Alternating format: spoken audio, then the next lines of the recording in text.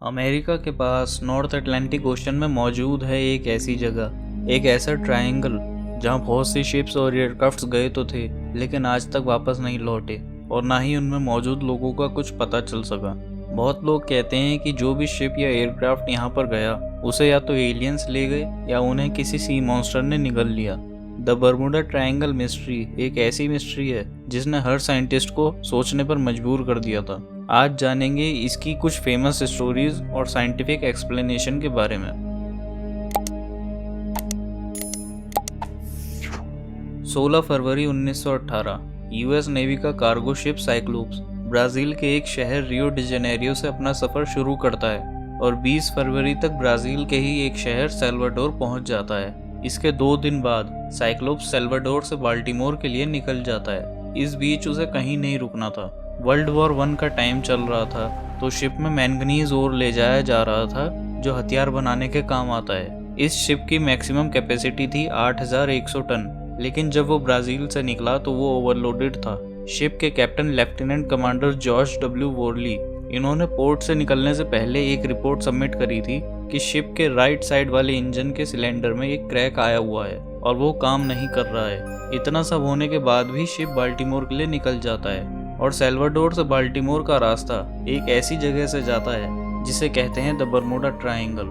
ये जगह अमेरिका के शहर मायामी फ्लोरिडा से लेकर सैन जुआन पुर्टो रिको और बर्मुडा आइलैंड को मिलाकर बनता है बर्मुडा ट्रायंगल। माना जाता है कि इस एरिया से जब भी कोई शिप या एयरक्राफ्ट गुजरता है तो या तो कभी उसका कंपास काम करना बंद कर देता है या कभी बहुत बड़ा तूफान आ जाता है या कुछ ऐसी ही मिस्टीरियस चीज़ें होने लगती हैं।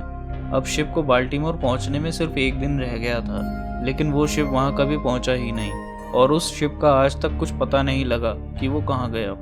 लोग कहते हैं कि जिस दिन वो शिप बाल्टीमोर पहुंचने वाला था उससे 1 दिन पहले समुद्र में एक बहुत बड़ा तूफान आया था, तो शायद उस तूफान की वजह से शिप डूब गया होगा। लेकिन आज तक उस शिप का कोई मलबा, कोई निशान देखने को नहीं मिला। उस शिप में करीब 306 क्रू और पैसेंजर्स भी थे और वो सब भी अचानक शिप के साथ ही गायब हो गए। इस इंसिडेंट को यूएस नेवी का आज तक का सबसे बड़ा लॉस ऑफ लाइफ इंसिडेंट माना जाता है। अब इसके लोगों ने बहुत से रीजंस बताना शुरू कर दिया था कि शिप ओवरलोडेड था या शिप का इंजन चल नहीं रहा था या तूफान आया था इसलिए डूब गया। और कुछ कहते हैं कि वर्ल्ड वॉर 1 का टाइम था तो जर्मन्स ने शिप को कैप्चर कर लिया था, लेकिन कोई भी थ्योरी ये साफ साफ नहीं बताती कि साइक्लोप्स शिप आखिर कहाँ गया। अब बात कुछ भी हो, लेकिन एक बात बिल्कुल सच थी कि शिप बर्मुडा ट्रायंगल के एरिया से ही गायब हुआ था और शिप का कोई मलबा भी नहीं मिला था। साइक्लोप्स के जैसे ही 2 और शिप्स भी थे, प्रोटियस और नेरियस। इन दोनों शिप्स में भी मैंगनीज ओर ले जाया जा रहा था वर्ल्ड वॉर 2 के टाइम पे, और वो दोनों शिप्स भी सेम रीजंस की वजह से बर्मुडा ट्रायंगल के एरिया में ही डूब गए थे। अब बर्मुडा ट्रायंगल की ऐसी ही एक और बहुत बड़ी मिस्ट्री है फ्लाइट 19 की।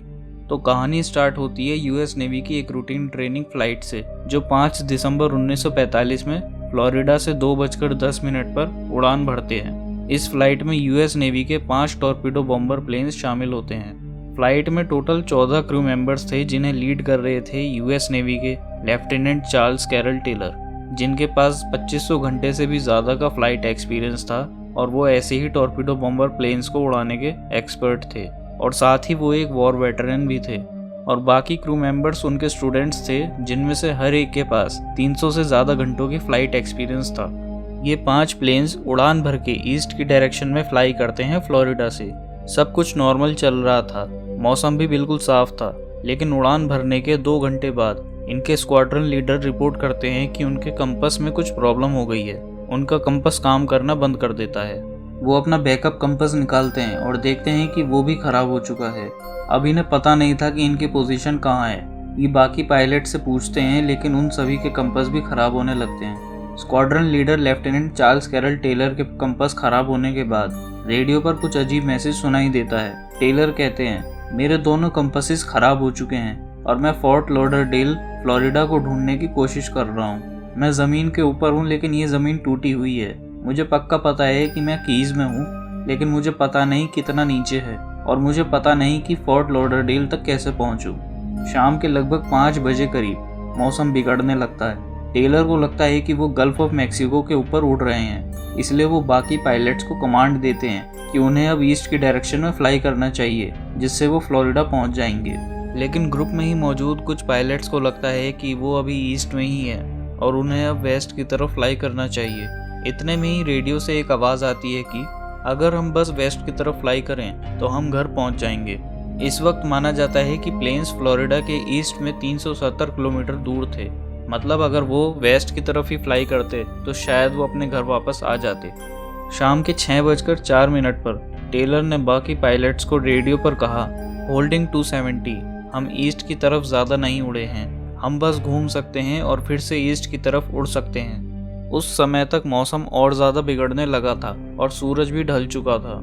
और फिर लगभग 1 घंटे बाद 7:04 पर टेलर का आखिरी मैसेज सुनाई देता है, सभी प्लेन्स नज़दीक आ जाओ, अगर ज़मीन दिखाई नहीं देती तो हमें पानी पर ही उतरने की तैयारी करनी होगी।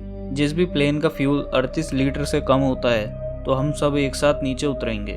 और फिर वो कभी वापस नहीं आए और उनके प्लेन्स का भी कोई मलबा नहीं मिला।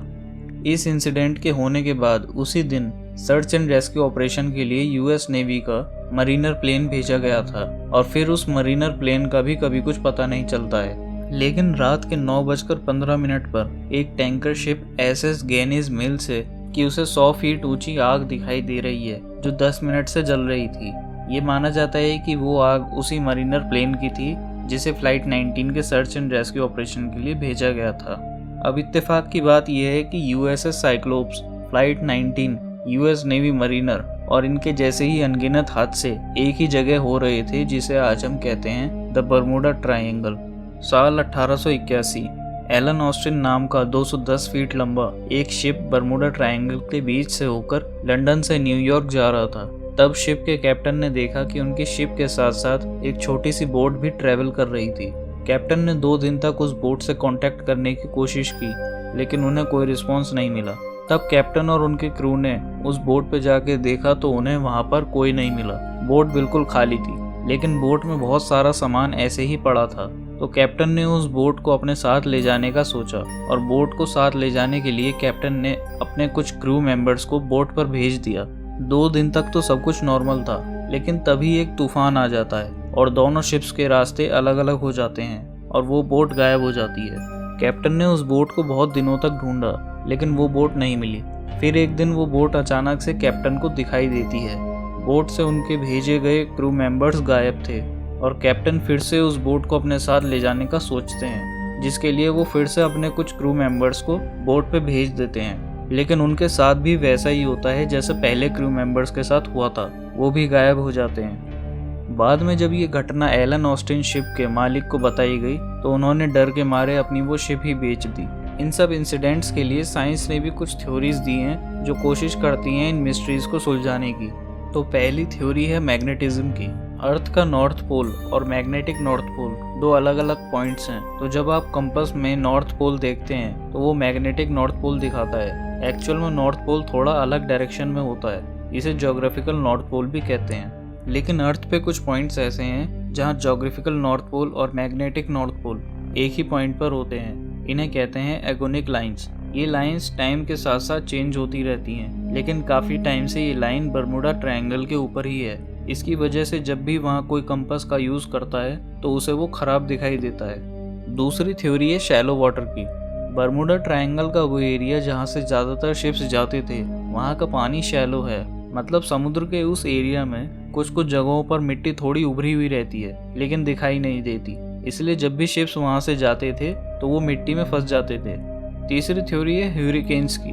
बर्मुडा ट्रायंगल का एरिया अर्थ के कुछ ऐसे एरियाज में से एक है जहाँ पर सबसे ज़्यादा तूफान आते हैं। आपने न्यूज़ में भी बहुत बार देखा होगा कि अमेरिका के फ्लोरिडा में तूफान आ गया और बहुत नुकसान कर दिया। ये फ्लोरिडा वही एरिया है जहाँ से बर्मुडा ट्रायंगल बिल्कुल पास में है। अगर आप गूगल पे सर्च करके देखेंगे कि सबसे ज़्यादा तूफान कहाँ आते हैं तो आपको वही एरियाज ऊपर दिखाई देंगे जो बर्मुडा ट्रायंगल के पास हैं। चौथी थ्योरी है मीथेन गैस की। समुद्र के अंदर कुछ जगह ऐसी हैं जहाँ मीथेन हाइड्रेट्स पाए जाते हैं। एक साइंटिफिक रिसर्च के बाद ये पता चला कि पानी के अंदर जब मीथेन की मात्रा बढ़ जाती है तो शिप्स के डूबने के चांसेस भी बढ़ जाते हैं। लेकिन आज तक ऐसे कोई भी शिप की न्यूज़ सामने नहीं आई जिसके डूबने की वजह ये मीथेन हाइड्रेट्स को बताया गया हो। अब ये सब थ्योरीज साइंटिफिक तो हैं लेकिन इनमें से कोई भी थ्योरी ये साबित नहीं कर पाती कि जो जहाज़ बर्मुडा ट्रायंगल में गायब हुए उसका क्या रीज़न था। बर्मुडा ट्रायंगल का इतना फेमस होने का एक रीज़न हो सकता है बाडर-माइनहोफ इफेक्ट। इस इफेक्ट का एक एग्जांपल है कि जब हम कोई नई गाड़ी लेते हैं तो हमें वही गाड़ी सड़कों पे ज़्यादा दिखने लग जाती है। इसका मतलब ये नहीं कि लोगों ने वही गाड़ी लेना शुरू कर दिया है, लेकिन वो गाड़ी जब हम लेते हैं तो सड़कों पे हमारा ज़्यादातर ध्यान उसी गाड़ी के मॉडल पे जाता है जो हमने ली होती है। अब ये भी सच है कि इस धरती पे ऐसी बहुत सी मिस्टीरियस चीज़ें हैं, ऐसी बहुत सी जगहें हैं जिसका साइंस के पास भी कोई जवाब नहीं है।